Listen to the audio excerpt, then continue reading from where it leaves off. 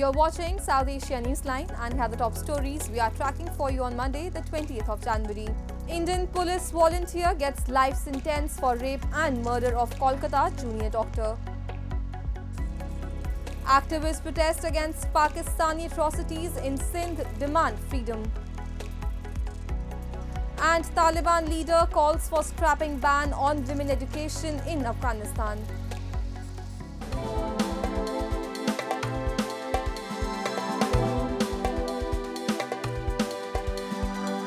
And now for all the details, an Indian court on Monday awarded life sentence to Sanjoy Roy, the convict in the rape and murder case of the doctor in R.G. Kar Medical College and Hospital in Kolkata city. The court also ordered Roy to pay Rs 50,000 as fine and directed the state of West Bengal to pay Rs 17 lakh as compensation to the victim's family. During Monday's hearing, the Central Bureau of Investigation strongly advocated for a death penalty, citing Supreme Court guidelines on capital punishment. Emphasizing the gravity of the crime, the CBI stated committing such an offence is a rarest of rare crimes. Roy claimed he was innocent and that he had been framed and sought clemency. The junior doctor's body was found in a classroom of the hospital in August last year. Other doctors stayed off work for weeks to demand justice for her and for better security at public hospitals as the crime sparked national outrage over a lack of safety for women.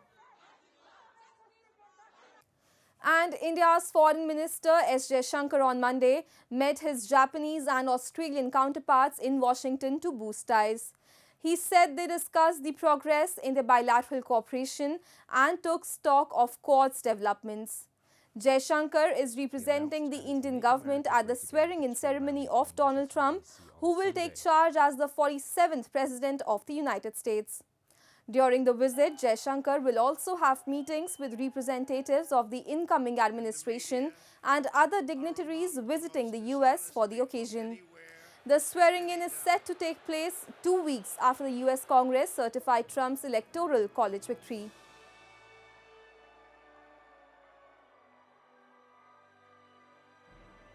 To all Republicans and Democrats.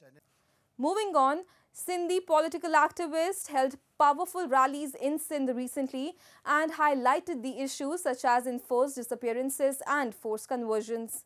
They demanded Sindh's freedom and an end to Pakistani atrocities, calling for the establishment of a separate Sindhi homeland. The GS Sindh Mutahida Mehz and the GS Sindh Freedom Movement recently held grand rallies to mark the 121st birth anniversary of Sai GM Sayyid, the founder of modern Sindhi nationalism, and demonstrated against enforced disappearances of activists, forced conversion of Sindhi Hindu girls, and rise in religious extremism in Sindh. The demonstrators chanted slogans like "Stop canals on Indus River," "Arrest the killers of Shaheed Hidayat Lohar and other martyrs," "Stop forced conversion of Sindhi Hindu girls," and "Reject Bahriya town scheme," among others. They also raised pro-freedom slogans and demanded Sindhu Desh, a separate homeland for Sindhis. The activists blamed Pakistan has been exploiting the natural resources of Sindh under the garb of so-called developmental projects and converting Sindhis into a minority in their own land.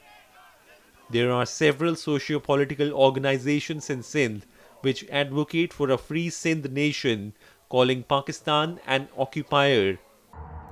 Hundreds of Sindhi and thousands of Baloch and Pashtun activists has been abducted, tortured and killed simply for the raising their voices, for the rights of their people. Today I demand in the strongest possible words that stop these atrocities.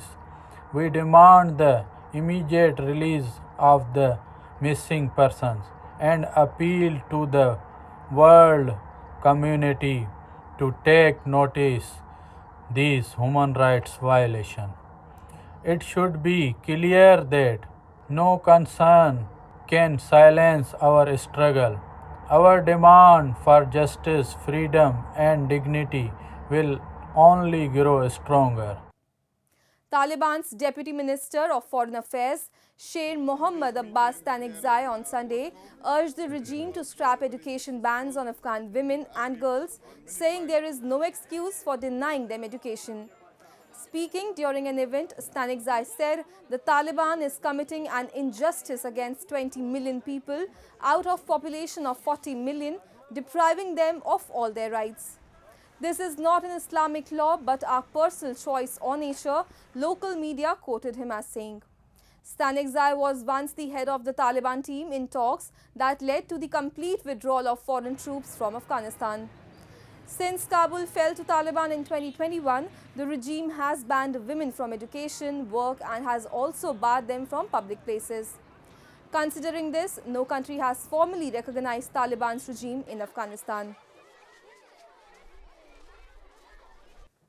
Nepal's sweet orange industry, once a thriving source of income in Sindhuli district, is now grappling with the devastating impacts of climate change and citrus greening disease. A report.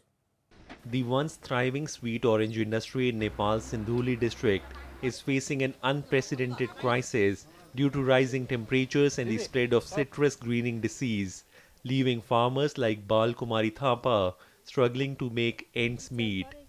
The sale of citrus fruits was the main source of income for Thapa's family, but her orchard, which once hosted 2,500 trees, had to be entirely burned down with the outbreak of the citrus greening epidemic, a vector-borne disease that engulfs an area without any warning signs. Bal Kumari now tries to keep herself busy with household chores, rearing cattle and running a small general store that she has opened in the middle of the sparsely populated village.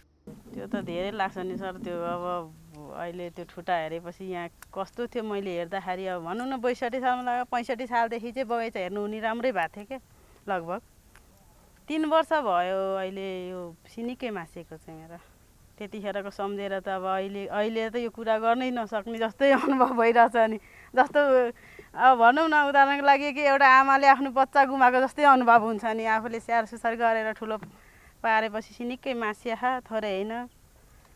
Another farmer, Devi Kumari Thakuri, said her trees are still giving fruits, but she has clearly noticed changes in the size of the fruits. She suspects the pest must have been brought by someone by mistake from other areas, and it adapted to the climate situation.